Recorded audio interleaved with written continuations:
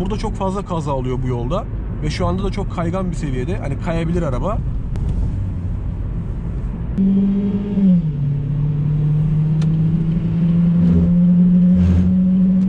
Bugün Astra J ile beraber birazcık dolaşacağız.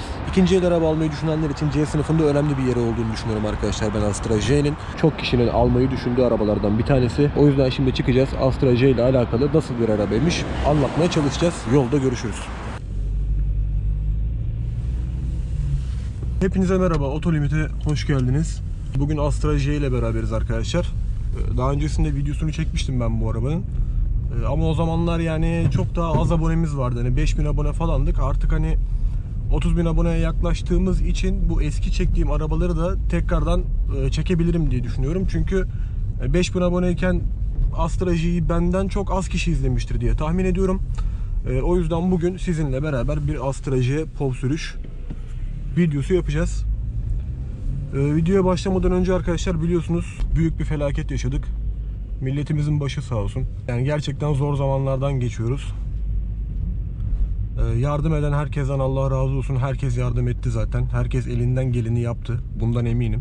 Yani kendi çevremden biliyorum. Herkes elinden ne geliyorsa elinden gelenin fazlasını yapmaya çalıştı. Yani bütün Türkiye tek yürek olduk. Ben normalde video çekmeyecektim. Ki hani 10 gündür de zaten video çekmiyorum ama ben biraz arkadaşlar bu tarzda konularda biraz duygusal oluyorum. Yani herkes duygusal ama kimisinin psikolojisi daha hassas oluyor. Ben psikolojik olarak bu tarzda durumlarda hassas olan taraftayım. Yani tabii ki de herkes hassas ama ben bayağı etkileniyorum. Mesela arkadaşlarım var, onlar da üzülüyorlar ama benim kadar psikolojileri bozulacak seviyeye gelmiyorlar. Ama yani bu beni etkiliyor gerçekten. Bana mesaj atan kardeşlerim de oldu. Abi moralimiz işte bozuk, video atmayacak mısın vesaire gibi. Yani aslına bakarsanız şu anda bu videoyu da atmamın sebeplerinden bir tanesi benim gibi hassas olanlar varsa, psikolojileri olumsuz yönde ciddi anlamda etkilenmiş olanlar varsa en azından bir 10 dakika, 15 dakika günlük hayatla alakalı da birazcık bir şeyler izleyip kafamızın dağılması. Çünkü arkadaşlar şöyle de bir şey var. Siz bana gerçekten iyi geliyorsunuz. Bakın ben kararımı verdim. Ben bu işi bırakmayacağım. Yani ben video çekme işini hiçbir zaman bırakmayacağım. Her zaman sizinle beraber olmayı düşünüyorum. Çünkü siz bana gerçekten iyi geliyorsunuz. Yani sizinle konuşmak. Yani şöyle oldu. Sanki şu anda 27.000, 30.000 tane arkadaşım var gibi oldu. O yüzden iyi geliyorsunuz. Psikolojik olarak da bana iyi geliyorsunuz. Bırakmayı düşünmüyorum. Bu sebeple de yani videolara devam edeceğim. Hepinizden Allah razı olsun. Teşekkür ederim. Yeni izleyen arkadaşlar varsa, beni ilk defa görenler varsa da abone olarak aramıza katılabilirler. Arkadaş çevremiz genişlemiş olur. Ben öyle bakıyorum mevzuya. Gerçekten hep böyle ağız alışkanlığı. Arkadaşlar diyorum ya arkadaşlar. Gerçekten arkadaşım oldunuz. Hepinize teşekkür ederim. Neyse arkadaşlar. Yani bu videoyu çekmemin sebebi günlük hayata dair bir şeylerle meşgul olalım diye. Hani bu bize iyi geleceğini düşünüyorum. Şimdi dediğim gibi arkadaşlar Astra J ile beraberiz. Önce arabanın motor özelliklerinden bahsedeyim. Arkadaşlar 1.4 turbo benzinli, 140 beygir. Torkunu hatırlamıyorum. Teknik verilerini şu anda ekrana yazmışımdır. Eski videolar gibi çok böyle çalışarak çıkmadım bu videoya. Biraz alelacele ya çıkayım da bir video çekeyim diye şu anda çekiyorum. O yüzden eksik kalan bilgileri ekrana yazacağım. 1.4 turbo benzinli bir Astra J ile beraberiz arkadaşlar. Biliyorsunuz bir de yani bunların 1.6 CDTI'leri var. Ben 1.6 CDTI'yi bayağı iyi bilirim yani bayağı kullandım. 1.4 turbo Astra J'yi çok fazla kullanmadım. Daha önce bir iki defa kullandım. Ama üstünden çok zaman geçti diye tekrar anlatıyorum. Ben de zaten unutmuşum yani 1.4 turbonun nasıl bir motor olduğunu vesaire. Şimdi beraber bakacağız. Performans anlamında hatırladığım kadarıyla yani yeterli bir motor.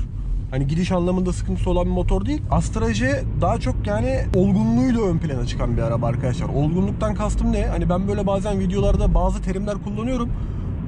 Onlar hani benim kendi kullandığım terimler olduğu için anlamayanlar oluyor. Benim otomobil testimi anlayabilmeniz için yani beni yaklaşık bir hani 3-4 ay takip etmeniz gerekiyor.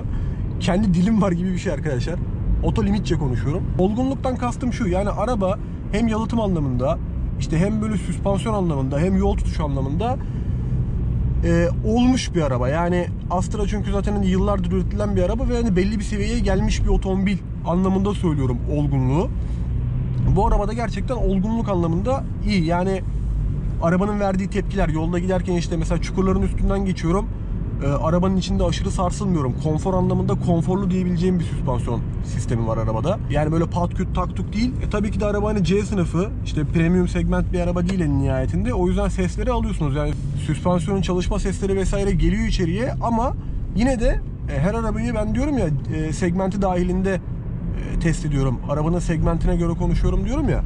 Bu arabada da segmentine göre, çünkü C sınıfında bir sürü arabayı kullandım ben. Gerçekten o bahsettiğim olgunluk seviyesi, işte gerek süspansiyonların davranışı, işte gerek arabanın yol tutuşu gibi durumlar arabanın yeterlilik seviyesini biraz üst seviyeye çıkarıyor. Şu anda yerler çok kaygan bu arada.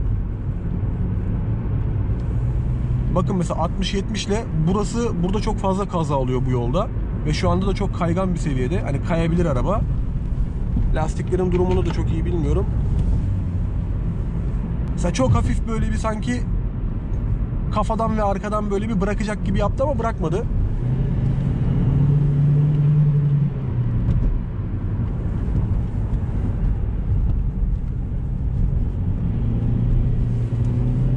Ya gerçekten dirayetli bir yol tutuşu var arkadaşlar arabanın. Yani tutunuyor. O tutuşu gerçekten hissediyorum. Biraz böyle yolun kayganlığı sebebiyle açma noktasına geldiğinde de arabanın açacağını bana önceden biraz hissettiriyor. Normalde bu yeni arabalarda pek olmaz. Arabanın ne zaman kayacağını vesaire hissetmezsiniz. Ben bunu nerede anladım? Biliyorsunuz 92 model bir tane Altima aldım ben. Yani Nissan Laurel Altima aldım. O arabada mesela ne olup ne biteceğini öncesinden hissedebiliyorum. Ama diğer yeni güncel arabalarda bunu pek hissedemiyorum. Astra J'de bu biraz var gibi. Yani şu anlamda direksiyon vesaire hisli değil ama arabanın şasisi gerçekten sürüş dinamiği anlamında güzel bir şasiye sahip. Araba kaymadan önce bunu biraz da olsa bana sezgisel olarak, çok net olmasa da biraz hissettiriyor.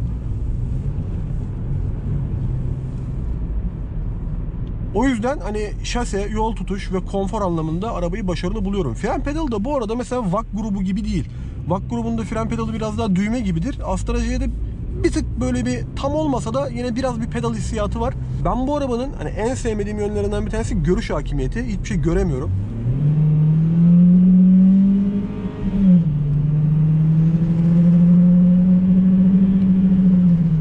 Gidişi gerçekten yeterli arkadaşlar. Yani arabanın gidişinde hiçbir problem yok. Yani 100 km hıza kadar gaza bastığınız zaman gidiyor.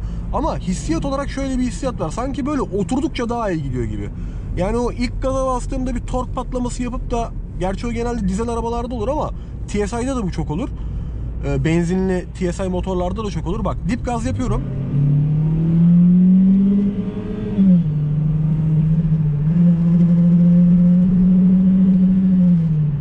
Yani aşırı böyle bir anda patlatmıyor da yedire yedire gidiyor gibi hissettiriyor. Sanki yani uzun yola çıksam, ben bu arabayı işte otobanda kullansam gittikçe açılacakmış gibi hissettiriyor. Ara hızlanmaları kötü olduğu için söylemiyorum. Ara hızlanmaları da gayet güzel. Ama intiba olarak sanki uzun yolda daha çok keyif verir gibi hissettiriyor. Motor 1.4 olmasına rağmen. Normalde küçük hacimli motorlar uzun yolda, yüksek süratlerde biraz şişerler. Yani pek hissettirmezler böyle iyi gideceğim abi diye. Öyle bir hissiyat olmaz. Bu arabada devirlenme karakterinden galiba öyle hissediyorum. Yani sanki gittikçe, yolu oturttukça daha da gidecekmiş gibi. Yani uzun yolda kullansam daha çok keyif alacakmışım gibi hissediyorum. Motor anlamında güzel olduğunu düşünüyorum ama LPG ile alakalı bu 1.4 turbo motorlarda pek uyumlu olmadığını biliyorum. Tam olarak emin değilim yani, bu konuyla alakalı çok şey duydum ama hani kendim tecrübe etmedim. Motorun LPG ile alakalı uyum anlamında bazı ufak tefek problemleri var diye duydum. Ama dediğim gibi yani hani çok da bilmiyorum açıkçası. Ama çevremde olanlardan bildiğim kadarıyla oluyor. Mesela devir daimle alakalı, yani soğutma sistemiyle alakalı sorun yaşayan oldu daha önce. Çevremde bu arabaya sahip olup da. Ama bu her arabada oluyor mudur? Dediğim gibi bilmiyorum. Araştırmak lazım. Yani ikinci elde tercih edilebilir arabalardan bir tanesi. Yani ben ikinci el piyasasını uzun zamandır takip etmiyorum. Şu anda bu araba ikinci el olarak piyasa anlamında ne kadar ediyor bilmiyorum. Ama ikinci elde tercih ettiğiniz zaman sizi ya bu kadar para verdik işte nasıl bir araba aldık diyeceğiniz tarzda bir araba değil bu. Yani parasının hakkını iyi kötü biraz bir şekilde verir diye düşünüyorum. Çünkü kullanırken arabanın feedback'i, yani size verdiği geri dönüş, abi kaliteli bir araba kullanıyorum ya, sıkıntı yok, parayı verdik ama güzel bir araba kullanıyorum hissiyatı veriyor. Bu hissiyatın yanı sıra aynı zamanda bir de işte ne bileyim yol tutuşunu iyi kötü biraz gösterdim. İşte gidişini gösterdim. Bunlarla da desteklediğinizde güzel oluyor. Aynı zamanda sedan, bagaj ihtiyacı olanlar için de yeterli olabilir. Tam bir şey söylüyordum bir 5 dakika önce, unuttum, yarım kaldı. Bu arabanın en sevmediğim yönü görüş hakimiyeti. Yani çok kopuğum sürüşten arkadaşlar. O kadar kopuğum ki yani hani arabanın burnu nerede, başı nerede, işte ne bileyim şu anda şu sol tarafta ne var görmüyorum. Cam benden çok uzakta. Tamam, bu biraz hani içeriye ferahlık hissiyatı katıyor camın uzakta olması falan ama aynı zamanda da bir sürüşten kopukluk yaratıyor. Yani bir hakim olamama hissi veriyor. Bunu uzun süre kullananlar Allah Allah diyebilirler. Uzun süre kullanınca insan alışıyor arkadaşlar. Alıştığınız zaman bu ortadan kaybolacaktır. Yani kullana arabanın burnu nerede bitiyor falan filan. Ona alışıyorsunuz. Ama ilk defa kullanan birisi için araba biraz hakimiyet anlamında sanki problem varmış gibi hissettiriyor.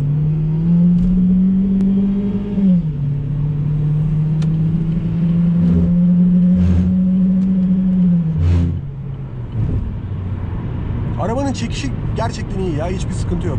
Bak şu anda yokuş yukarı çıkıyoruz. Çeyrek yarım gaz arası öndeki Peugeot'u takip ediyorum.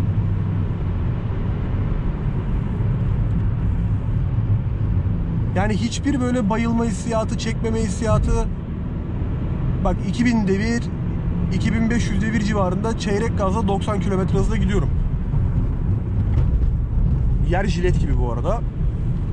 Öndeki Peugeot da bu arada iyi gidiyor ha. O çıktığımız yer mesela biraz yokuş yukarıydı. Yani 140 beygiri aslında tam olarak 140 gibi değil de sanki böyle bir 130 beygir gibi hissettiriyor ama dedim ya işte böyle yedirdikçe, oturttukça gidiyor. Yani bu 140 beygiri otobanda daha iyi hissederim gibi geliyor bana. Bunun en büyük sebeplerinden bir tanesi de şanzıman. Şanzıman tork konvertörlü. Yani buna bir tane çift kavramalıyı tak, performans anlamında var ya acayip değişir yani, adım gibi eminim.